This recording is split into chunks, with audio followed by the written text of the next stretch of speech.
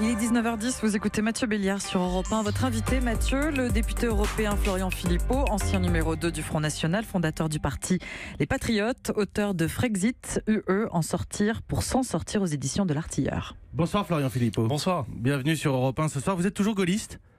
Ah, je suis toujours gaulliste. D'ailleurs, je célèbre demain à Colombey et deux églises la mémoire du général, tout à fait. Vous vous revendiquez toujours du général de Gaulle ? Oui. Vous me voyez venir, évidemment, Florian non, je ne me revendique pas du général de Gaulle. Ce serait très présomptueux. Je suis gaulliste, adapté au XXIe siècle, mais j'ai toujours été gaulliste. Pourquoi est-ce que vous dénoncez une faute majeure d'Emmanuel Macron ? Oui, je vous voyais venir. Évidemment, c'est quand même assez facile, Florian Philippot.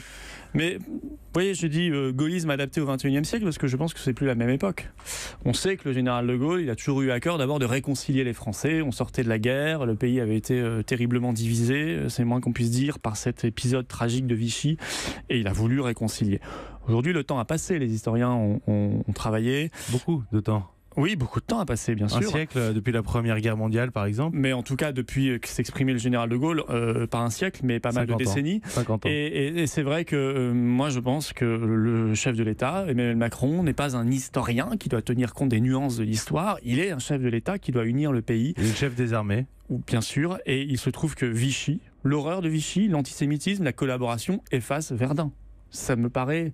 je crois que ça lui paraît maintenant évident puisqu'il a rétro-pédalé, et tant mieux, sur le sujet. C'est impossible. Mais moi, ça me paraissait évident. Non, mais à vos yeux, c'est pas un jugement de valeur. À vos yeux, c'est impossible pour un président de la République française de dire du bien du maréchal Pétain de la Première Guerre mondiale sans réveiller des passions. Je pense que ça n'est pas possible parce que le maréchal Pétain de Verdun 1916 a été effacé, plus qu'effacé, il n'y a pas d'équivalence, par l'horreur de ce qu'il a fait ensuite. Il a trahi son pays, il a été frappé d'indignité nationale, ça n'est pas rien.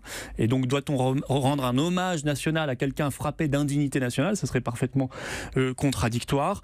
Donc voilà, il a renoncé et j'aurais préféré, vous voyez, qu'il célèbre 1918, la victoire, par une commémoration militaire. Ce que là, il a refusé. Et là, malheureusement, Macron n'a pas rétropédalé. Et je trouve que ça n'est pas respectueux des poilus et de la France, tout simplement. Mais sent-il la France, Emmanuel Macron? C'est une vraie question qu'on doit se poser. J'ai l'impression qu'il ne la sent pas. Florian Philippot, ce qui vous différencie aujourd'hui du Front National, dont vous avez été le numéro 2, c'est votre demande d'une sortie claire et nette de l'euro et une sortie claire et nette de l'Union européenne.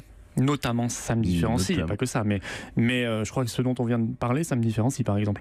En tout cas, je ne les ai pas entendus sur le sujet. Mais oui, effectivement, moi je n'ai pas mis les convictions dans ma poche. Il y a beaucoup encore de nostalgiques de Pétain, je ne peux pas vous laisser passer à la suite. Simplement que je ne les avais pas entendus. Vous connaissez très bien mais le Front National. Mais ce sera à vous de les interroger. Florian Philippot, vous connaissez très bien le Front National, vous en êtes parti, mais vous connaissez très bien, vous avez été le numéro 2 de ce parti. Je ne dis pas Marine Le Pen, je ne dis pas les dirigeants. Mais il y a encore beaucoup de pétainistes ou de ce genre-là au Front National, Florian Philippot. Moi, c'est pas mon problème. J'ai toujours célébré là-bas le général de Gaulle. Vous savez que ça m'était reproché par certains, pas par tous. Mais c'est pour ça que je vous pose la question. Vous faites un peu de langue de bois, là, Florian Philippot. Non, mais c'est pas très intéressant.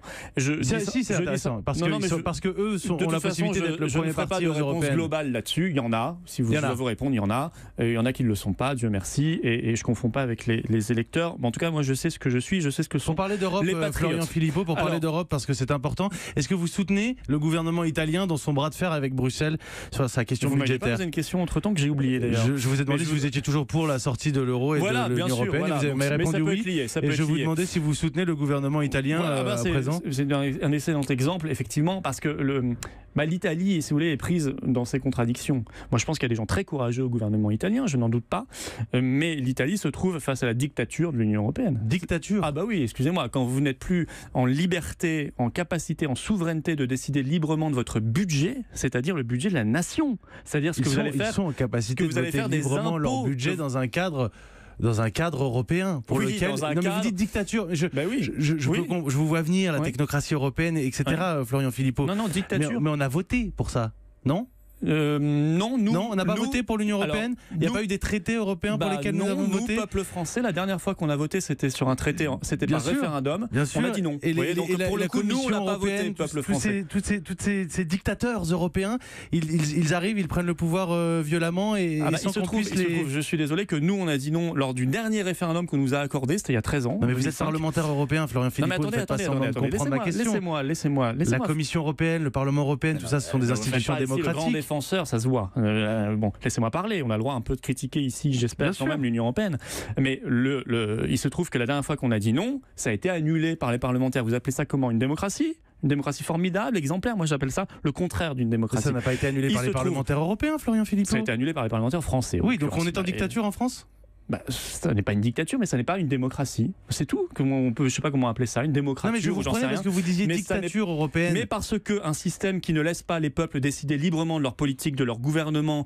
Je vous signale que le président de la République italienne n'a même pas eu le droit de former le gouvernement qu'il voulait. Enfin, en tout cas, il a refusé que le Premier ministre forme le gouvernement en nommant un ministre de l'économie qui était anti-euro, parce que Mme Merkel n'en voulait pas. Je ne sais pas comment vous appelez ça. Il y a des gens qui ont voté, il y a des millions de personnes qui ont voté, et il se trouve qu'il y a une poignée de gens au-dessus de tout qui décident que non, ce budget, on va le rayer d'un trait de plume. Alors moi, je vous dis, regardez le budget italien, Florian Philippot. Oui, je l'ai regardé. Il est sincère, ce budget?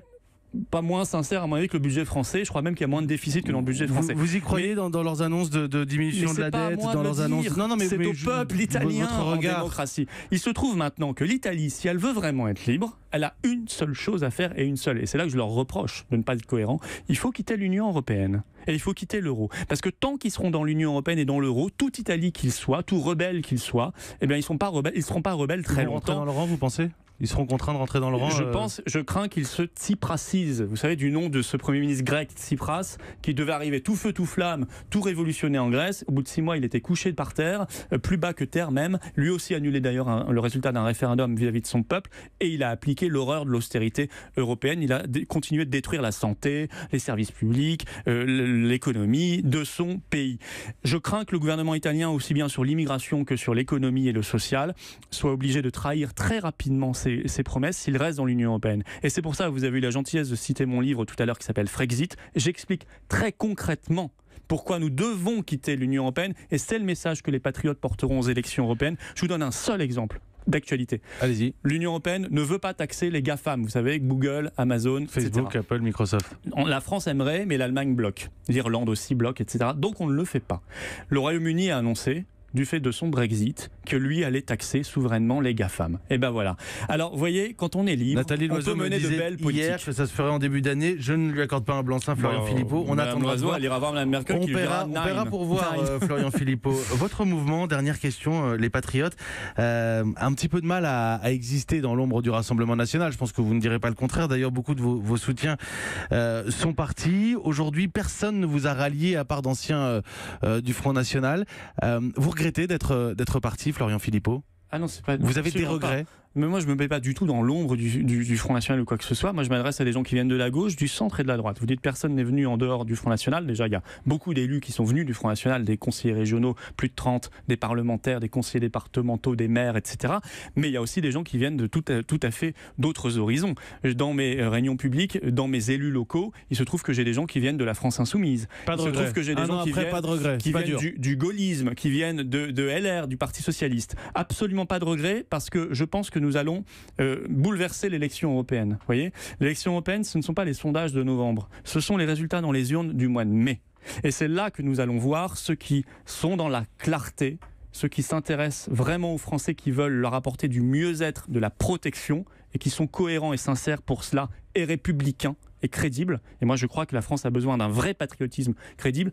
Et ceux qui constituent les adversaires confortables de Macron, que Macron aimerait avoir face à lui, on le sait, ça devient un peu gros. Par exemple, le Front National et par exemple Mélenchon. C'est trop confortable pour Macron d'avoir toujours ces gens-là face à lui depuis des années. Ça serait bien de changer. Merci Florian Philippot, député européen, fondateur du parti Les Patriotes. Et votre livre, je le rappelle, Frexit, UE pour en sortir, en sortir pour s'en sortir.